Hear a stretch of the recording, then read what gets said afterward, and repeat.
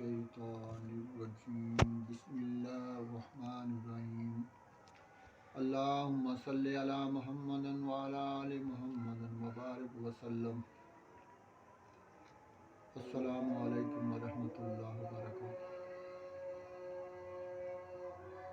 आज 30 तारीख है।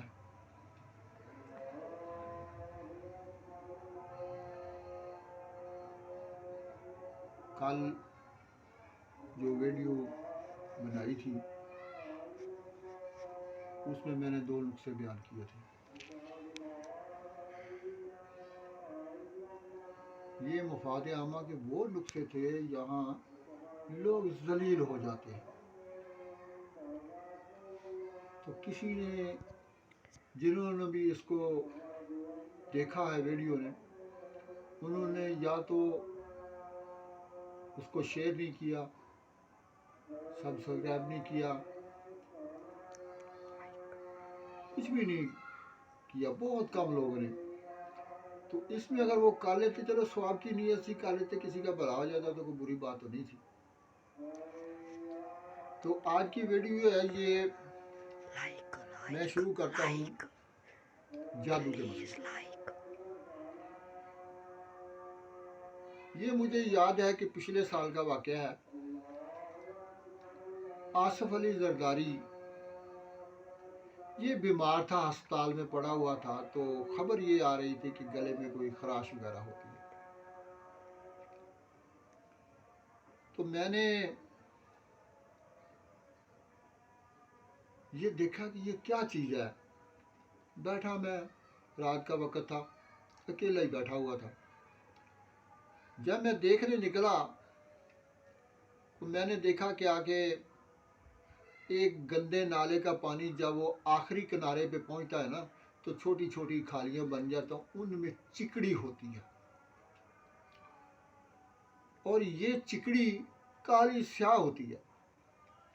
इस चिकड़ी से एक, इस मटेरियल से एक कसर पैदा की गई जादू के लिए। ये कोई शैतानों की नहीं थी, ये आलमी इंसानियत के किसी गैर मुस्लिम की थी। तो मैंने देखा तो थोड़ा सा मुझे ना झटका तो लगा, लेकिन इतनी देर में उसका हमजाद जो था वो भी आ गया। मैंने उसे देख लिया। देख के तो मैंने कहा कि नहीं, मुझे कुछ नहीं करना। मैं पीछे हट गया, मैं आ गया। आने के बाद फिर मैंने सोचा यार ये तो जादू है इस पर, तो इसको थोड़ा पता चलेगा कि ये मसला है। अब तक वो बाहर से डॉक्टर मुझको आके बैठे हुए थे। तो मैंने क्या किया कि यहाँ हमारे इलाके में एक असहाबी रसूल हैं जिनका कनेक्शन मेरे साथ होता है। उनका कलाम भी उनका दिया हुआ मेरे पास एक है। तो मैं जब भी उनके पास जाता था ना, वहाँ पर बैठ के मैं वो कलाम पढ़ना शुरू करता। मैं उनको रूहानियत में देखता भी था कि वो मेरे सर पे हाथ रखते, जो कुछ वजूद में होता था वो पढ़ते पढ़ते 5-10 मिनट के अंदर अंदर सारा वजूद से निकल जाता था। तो मैंने अपने रूहानी आदमी को भेजा कि आसिफ अली जरदारी के हमजाद को लेके आ। जब वो आसिफ अली जरदारी का हमजाद आया तो उसके साथ तो 4-5 आदमी और भी थे, वो भी हमजाद ही थे। तो मैंने उसे कहा कि भाई वो सामने चले जाओ, क्योंकि मैं निज़ाम में बैठा हुआ था, मुझे वो दरबार नज़र आ रहा था, मैं उन्हें भी देख रहा था। मैंने कहा वहाँ चले जाओ, मैं उन्हें कहता हूँ वो तुम्हारा ये जो है खराश का मसला ये हल कर दो। वो चले गए। जाके बैठ के मैंने देखा कि उन्होंने अपना बायां हाथ उनके सर पर रखा और यहाँ बैठे बैठे वो मैंने कलाम पढ़ना शुरू किया। मैंने आवाज़ दे दी, मैं जी मेहरबानी करो, इन्होंने ख़त्म कर दो जो कुछ भी निज़ाम में आया। उन्होंने 10 मिनट लगे, उन्हें 10 मिनट बाद वो सारे हमलात जड़े ने वो वापस मेरे को आ गए। वापस तो आए तो मैं अभी मुझे सुनता तो नहीं था ना, मेरे पास तो सिर्फ देखने का निज़ाम था। मैं देख रहा था कि वो जैसे आए हैं शुक्रिया अदा करने, इस अंदाज में वो खड़े थे। तो मैंने उनको एक बात कही, मैंने कहा कि देखो ये जादू है, लिहाजा तुम्हारी पार्टी में कई लोग होंगे ऐसे बाबे जो तुम्हारी पार्टी से ताल्लुक रखते हो, जो तुम्हारी इज्जत भी करेंगे, सब कुछ करेंगे, तो तुम अपने उन बाबू के हमजाद के पास जाओ, उन्हें कहो कि ये हमारा मसला हल कर। जो करने वाला था वो तो एक गैर मुस्लिम था, मैंने देख लिया था उसको।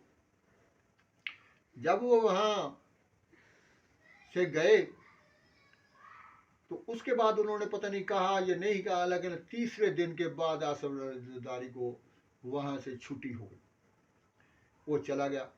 ये एक जादू की किस्म है जो इन शैतानी हमजादों ने उसके साथ कनेक्शन किया हुआ था।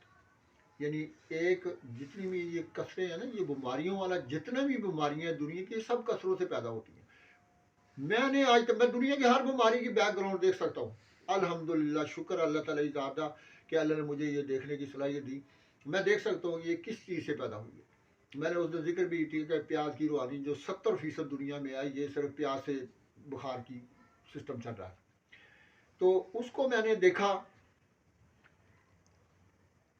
तो चंद तीसरे दिन के बाद उसको अस्पताल से छुट्टी हो गई। उसके बाद भी एक दिन उसका हमजाद जो मेरे पास आया आसिफ जरदारी का, लेकिन मुझे सुनता नहीं था, बस यूं ही मुझे लगा कि जैसे शुक्रिया अदा कर रहा। तो ये तमाम बीमारियां जो हैं, जितनी भी बीमारियां हैं, जितनी भी हैं, ये सारी की सारी एक मटेरियल की कसर से पैदा होती है। और वो मटेरियल जो है वो एक लबलबे की सूरत में मैदे में आता है। सबसे पहला मैदा खराब होगा, मैदे के बाद फिर जब वो प्रेशर लगेगा उसका, तो सीने में जलन पैदा होगी और गला भी पकड़ा जाएगा, और ये इसके साथ खांसी का सिस्टम भी शुरू होगा। और जब तक ये जिस्म के अंदर मौजूद रहेगा उस वक्त तक सिस्टम चलता रहेगा। तो हमजाद जो होते हैं ये दो होते हैं, एक शैतानी होता है, एक नेक होता है। ये जितने बाबे हैं ना, इन सब के एक हमजाद शैतानी होता है पक्का, और एक जो है उसका तो सिस्टम ही नहीं चला। तो मैंने ये अर्ज इसलिए की थी कि ये सब सब्सक्राइब भी करें, इसको शेयर भी करें, और इसका वो जो क्लिक करते हैं, क्या उसको कहते हैं, वो भी करें, ताकि ये ज़्यादा से ज़्यादा लोगों के पास पहुँचे, उन्हें पता चले कि ये सिस्टम कैसा है बाबों का। खुदा दा ना ये बाबिया को जाना छड़ दो, जेडे बाबे तवीज देंदे ने, इन्हां दे नाल कसरां टच हुंदियां ने, अपना आप इन्हां दा कख नहीं हुंदा। ते जदों कसरां टच हुंदियां ने ना, फिर की हुंदा वा, बीमारियां फैलदियां ने और ये कसरां खत्म नहीं हुंदियां। मरण तो बाद या एक कबर दे उत्ते ते या फिर अगली नस्ल दे उत्ते। ਇਹ ਜਿਹੜੀਆਂ ਮੂਰਸੀ ਬਿਮਾਰੀਆਂ ਚੱਲਦੀਆਂ ਨੇ ਨਾ, कि ਇਹ ਮੂਰਸੀ ਬਿਮਾਰੀਆਂ जी खानदानी ਬਿਮਾਰੀਆਂ ਚੱਲ ਪਈਆਂ, ਇਹ ਸਾਰੀਆਂ ਉਹ ਜੱਦੀ ਪੁਸ਼ਤੀ ਜਿਹੜੀਆਂ ਕਸਰਾਂ ਹੁੰਦੀਆਂ ਨੇ ਨਾ, ਜਿਹੜੇ ਆਪਸ ਵਿੱਚ ਹੀ ਸ਼ਾਦੀਆਂ ਕਰਨ, ਉਹਨਾਂ ਦੇ ਵਿੱਚ ਇਹੋ ਹੀ सिस्टम ਵਿੱਚ ਚੱਲ ਪੈਂਦਾ। तो ये सिस्टम है शैतानों का। तो ये हमजाद जो होते हैं ये भी शैतानी है, कुरान इनको शैतानी कहता है। हमारे यहाँ ना, मैं बैठा हूँ, मेरी मुखालफत चलती है, यकीन कर लें कि मैं एक मिनट भी उन्हें याद नहीं छोड़ सकता। मेरे कहीं ना कहीं किसी के पास कहीं ना कहीं छिपाए होते हैं या बांधे हुए होते हैं। अगर नहीं बांधूंगा तो शैतान इनके पास एक मिनट से पहले इन पर कब्जा कर लें, वो ले जाएंगे उनको पकड़। उनके पास पावर है, बाकी किसी के पास नहीं है। और जो जितने भी बाबे हैं, जितनी पावर इसकी होती है ना, इन बाबों की, इतनी ही हमजादों के पास भी होती है। और अक्सर जिनके पास हाजिरियां, वो ज़्यादातर अपने हमजाद से ही काम लेते हैं। तो कहने का मकसद ये है, ये सारा जादू है, ये तवीज़ तागों वाला काम है, ये सही नहीं है। ये अबलीस की पीछे से स्तादी चली आ रही है, हज़रत आदम से पहले की, उस रूहानियत की जो बाएं जाने वाली, यानी बदी की रूहानियत। दाएं जाने वाली तो नेकी की है ना, उसका तो किसी ने इसको चीज़ को देखा ही नहीं आज तक। जो भी देखता बस यार कुरान पढ़ता हूँ, ये तस्वीर है, ये पढ़ता हूँ, इसकी ये तस्वीरें तो सब ये पीछे फार्मूला आ जाता है। पहली वीडियो जो 28 की, उसको निकाल के देखे, उसको रूहानी दुनिया के नाम से उसको मुआए, उसको देखे, फिर दूसरी देखे, तीसरी देखे, उसके साथ क्लिक भी करे, शेयर भी करे, तो लोगों को पता चले कि ये है क्या। तो आखिर में मैं आज एक तोहफा देना चाहता हूँ, वो मुझसे ले ले। तोहफा ये है कि एक निज़ाम फितरत है, साइंस आज की ये बता रही है कि ये किस तरह से निज़ाम चल रहा है। साइंस कहती है कि सूरज की रोशनी के बगैर नशो नुमा नहीं होती। सही है, अंधेरे में पौधे फलते फूलते हैं। और चांद की रोशनी ना हो तो फूलों में रस और फलों में मिठास नहीं होती। इसी तरह ये भी एक निज़ाम है। वो जिन हमारी बेटियों को, हमारी बहनों को औलाद का मसला होता है कि जी बेटियां ही बेटियां होती हैं, बेटा नहीं होता, तो आज मैं बता रहा हूँ ये निज़ाम फितरत का कानून है। जिस अब देख लो आजमा के, जिन जिनको ये हमल है ना, उन पर आजमा के देख लो, देख लो उनके उससे पूछ के कि अगर तो वो चांदनी रातों में हमल है तो बेटा होगा, अगर अंधेरी रातों में ठहरा है तो लड़की होगी। चांदनी रातों में अगर हमल हुआ है तो बेटा होगा, अगर अंधेरी रातों में हुआ है तो बेटी होगी। ये निज़ाम फितरत है। तो जिन लोगों को ये बेटियां नहीं होती वो अपनी महवारी की डेट को चेंज कर लें ताकि हमल का चांस जो है वो चांद चढ़े पे हो। तो इसके ज़माने का तरीका है, जिन जिन हमारी बेटियों को, हमारी बहनों को हमल है, उनसे पूछ लें कि आपकी डेट ये चांद रातों में आती है या अंधेरी रातों में आती है। अगर तो चांद रातों में, मैंने आज तक नहीं देखा, जिसको भी मैंने आजमाया, मैंने पूछ, जिससे भी मैंने ये दरियाफ्त किया कि हाँ जी ये क्या है, तो चांदनी रातों का जो बेटा हुआ, जो अंधेरी रातों में। अस्सलाम वालेकुम वरहमतुल्लाह। इसको शेयर करें। और पिछली जो मेरी वीडियो आई है ये रूहानी दुनिया के नाम से, 28 तारीख को, 29 तारीख को कल आई थी, एक 28 तारीख को, उन्हें निकाल के देखें, फिर उनको शेयर भी करें और पढ़े भी। जब तक आप पिछला नहीं सुनेंगे, सब नहीं सुनेंगे, आपको समझ नहीं आएगी निज़ाम किस तरह। अभी तो मेरे पास बहुत, अभी तो मैंने शुरू ही नहीं किया।